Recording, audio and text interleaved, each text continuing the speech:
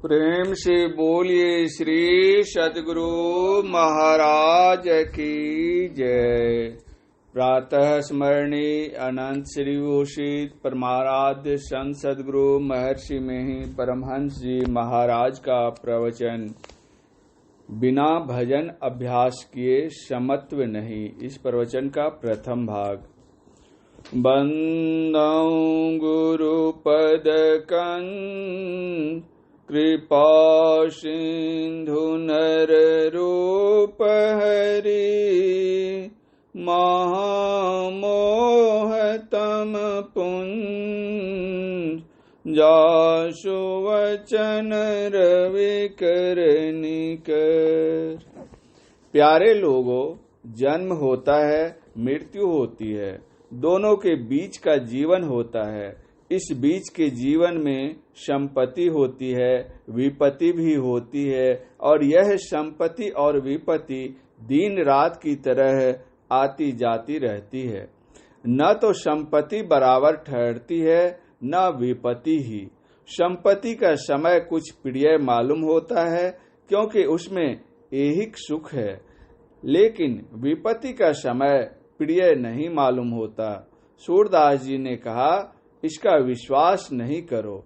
जैसे वृक्ष में फूल होता है, फल होता है, फिर झड़ जाता है, उसी तरह संपत्ति आती है, विपत्ति आती है और जाती भी रहती है। जैसे किसी नदी में पानी होता है, बढ़ता है और फिर नदी सूख जाती है, उसी तरह संपत्ति आती है, जाती है। जैसे द्वितीया का चंद्रमा बढ़ते बढ़ते पूर्णिमा तक बढ़ जाता है और घटते घटते अमावस्या में समाप्त हो जाता है, इसी तरह आपके जीवन की संपत्ति और विपत्ति है। तब क्या करो? सूरदास जी ने कहा, ताते से ये यदुराई, यह अस्थिर है, यह कभी बदलने वाला नहीं है। इसलिए ईश्वर की भक्ति करो, सेवा करो। संत कबीर साहब भेद की वाणी कहते हैं। वे कहते हैं कि संसार में आए हो, तुम्हारी मृत्यु होगी, लेकिन तुम जाओगे किधर? माता के पेट से बाहर संसार में आए हो, वस्तुतः तुम शरीर में आए हो और एक दिन जाओगे अवश्य, लेकिन जाओगे किस ओर?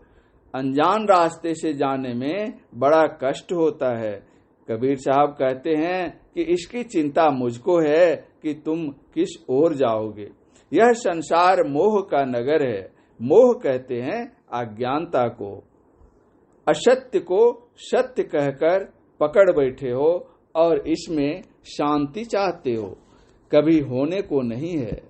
लोग धन के वास्ते बहुत कोशिश करते हैं, धन पाने पर भी शांति नहीं। इसीलिए गोस्वामी तुलसीदास जी ने कहा, द्रव्यहीन दुख लहई दुसहति, सुख सपने हूँ नहीं पाए, उभय प्रकार प्रेत पावक ज्यों, धन दुख प्रद श्रुति गाए।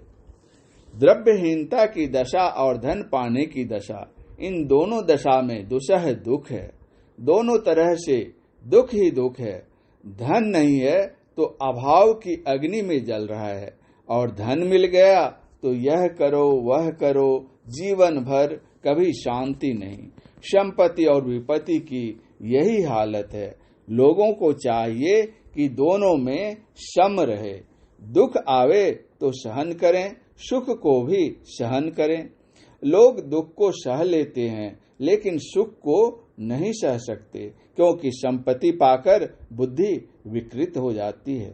श्री मदवक्र न किन्न के ही, प्रभुता बधिर न काही। लक्ष्मी का मद होता है तो लोग पगला जाते हैं, प्रभुता हो जाती है तो बहरे बन जाते हैं, दूसरे की सुनते नहीं। लोग विपत्ति को सह लेते हैं, लेकिन संपत्ति में बावला हो जाते हैं। एक दिन राज युधिष्ठिर, अनुचर श्री भगवान, एक दिन द्रौपदी नग्न होते हैं, चीर दुशासन तान। विराट की भरी सभा में कीचक ने द्रौपदी को लात भी मार दी। यह विपत्ति हुई, फिर संपत्ति हुई, फिर विपत्ति आई, पहाड़ में जाकर शरीर छोड़े। चाहिए कि दोनों में सम रहे। केवल विचार से ही समता नहीं होती। विचार वाली समता अल्प टिकाऊ है, सदा नहीं रहती। भगवान श्री कृष्ण ने कहा कि समाधि में समता होगी, अस्तित्व प्रज्ञता होगी, तब कर्म करो तो कर्म योग पूर्ण है, नहीं तो अधूरा कच्चा होगा। इसीलिए लोग गिर जाते हैं। पहले समाधि का साधन करना चाहिए, तब समाधि प्राप्त होगी। समाधि साधन तो लोग करते नहीं, क्षमता कैसे आए? पूर्व संस्कार जिनको है वे करते हैं। फिर भी जहां तक बन सके ध्यान करो, बनते बनते बनेगा। पैसा से समत्व खरीदा नहीं जा सकता। बिना भजन अभ्यास किए समत्व नहीं मिलेगा, चाहे कुछ करो। लोग कहते हैं, यह भी उनको मालूम है कि हम पिछड़ गए। क्यों? ध्यान साधन नहीं करते। ध्यान साधन करो, तब जो निर्णय होगा वह दृढ़ होगा। इस संसार में आने के लिए दो घनघोर फाटक है, एक स्त्री शरीर, दूसरा पुरुष शरीर। अंडज, पिंडज, उष्मज कुछ हो, स्त्री या पुरुष रूप में आना होगा। किसी रूप में आओ, अस्थिर बुद्धि नहीं, शांति नहीं। मनुष्य शरीर में भी स्त्री पुरुष का शरीर है। इसको उपदेश है समत्व प्राप्त करने के लिए। समत्व प्राप्त करने के लिए पहले सुनो, फिर मनन करो, फिर समाधि साधन का अभ्यास करो। विचार से भी मन को रोको और फिर ध्यान के द्वारा भी। मनोनिरोध करने में पहले संकल्प विकल्प छूटेगा, ध्यान लगेगा, समाधि होगी, तब अस्थिर बुद्धि होगी, डवाडोल नहीं होगा। जितने काम क्रोधादिक विकार पुरुष को होते हैं उतने ही स्त्रियों को भी। शांति प्राप्त करने का ख्याल दोनों के मन में उठता है। जागतिक संभाल का ख्याल भी दोनों को है।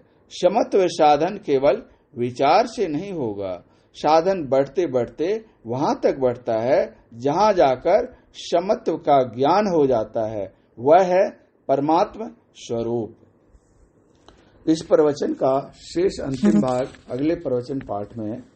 परम पूज्य गुरुदेव का यह प्रवचन पटना नगर में दिनांक 16/9/1969 ईस्वी के सत्संग में हुआ था। श्री सद्गुरु महाराज की जय।